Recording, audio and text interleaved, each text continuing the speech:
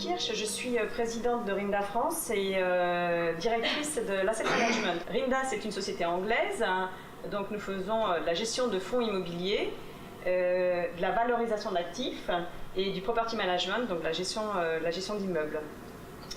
Moi, plus jeune, j'étais pas du tout née dirigeante, je me voyais pas du tout dans des fonctions de leader ou de dirigeante.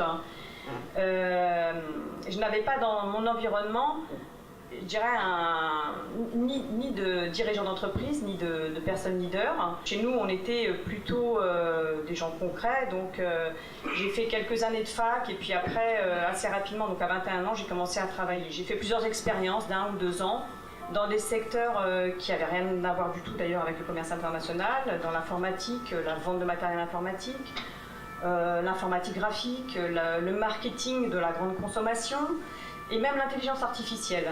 Voilà. Et voilà, donc ça m'a donné en fait un petit peu la possibilité de toucher un petit peu à différents domaines et de travailler dans des petites et des grandes entreprises. Et puis dans les années 90, en fait, j'ai eu l'opportunité de présenter ma candidature chez AXA Immobilier. Et puis j'ai été prise, voilà. Et c'est comme ça que je suis rentrée dans ce domaine de l'immobilier que je connaissais absolument pas. Et où finalement j'ai fait ma carrière. Et donc je suis restée plus de 10 ans chez AXA, mais en réalité je me suis aperçue quand même que j'aurais beaucoup de difficultés à obtenir une position managériale dans ce groupe. Alors vous allez me dire pourquoi. Pourquoi? Je pense que c'était lié déjà à la nature de l'activité. AXA au départ c'est quand même une société d'assurance, et c'était la résultante en fait de la fusion de plein de petites compagnies d'assurance. C'était quand même un milieu, je dirais, assez traditionnel, voire même un peu poussiéreux, en fait, pour le dire, et très masculin. L'immobilier, comme beaucoup de secteurs d'ailleurs, dans l'immobilier, tous les postes de dirigeants étaient plutôt assumés par des hommes, ou quand ils étaient assumés, ou confiés à des femmes, c'était plutôt des femmes à fort tempérament et effectivement assez souvent assez autoritaires.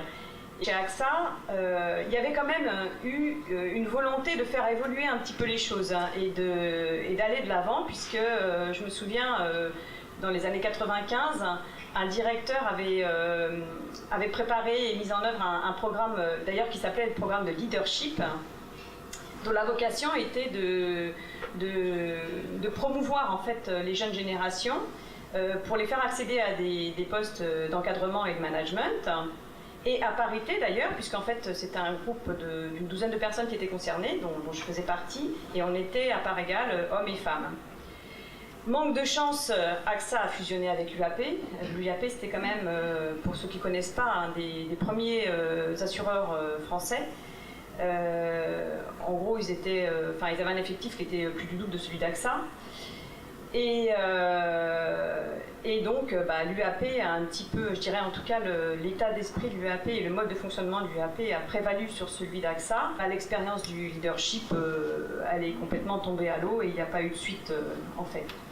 Voilà. Et bon, tout ça pour dire que finalement c'est vraiment quand je suis rentrée chez Rinda que j'ai commencé à assumer des vraies fonctions de dirigeante.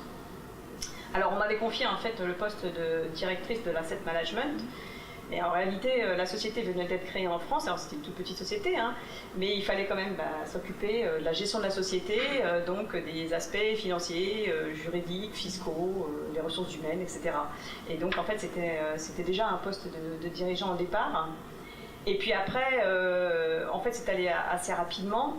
On a eu des opportunités et je me suis retrouvée avec des responsabilités bien plus importantes.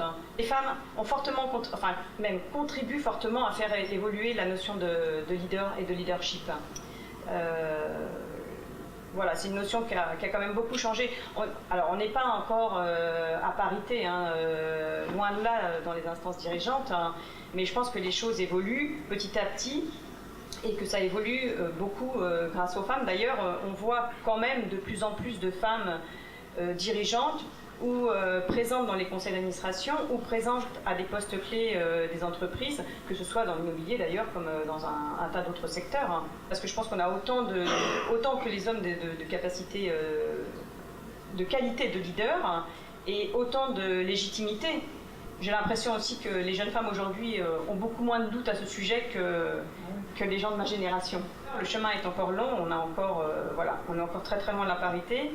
Donc ça veut dire qu'il faut qu'on continue à progresser et à gagner en visibilité. Et ce qui suppose effectivement qu'on s'organise et qu'on développe, notre réseau justement. Et je peux vous en parler parce que en fait, j'ai moi-même très longuement négligé complètement cet aspect. Et aujourd'hui, avec Wire et grâce à Yanishka, en effet, eh bien, je me rends complètement compte de l'utilité et de l'intérêt d'être dans un réseau et de développer les réseaux. C'est pour cette raison en fait que nous devons de promouvoir Wire et de le rendre plus visible. Voilà. Et c'est ce message surtout que je voulais vous faire passer ce soir. Voilà. Merci.